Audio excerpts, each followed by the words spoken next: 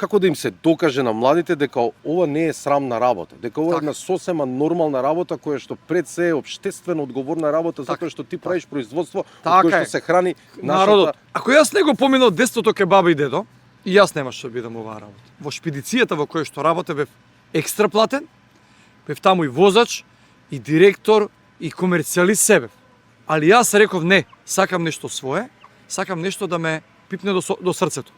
Јас успеав моите деца, значи големиот Стефан, кој што е сега 25 години, од 7-8 години го носам со мене на фарма. Тој веќе ме надмина мене во технолошкиот дел на одледување пилиња.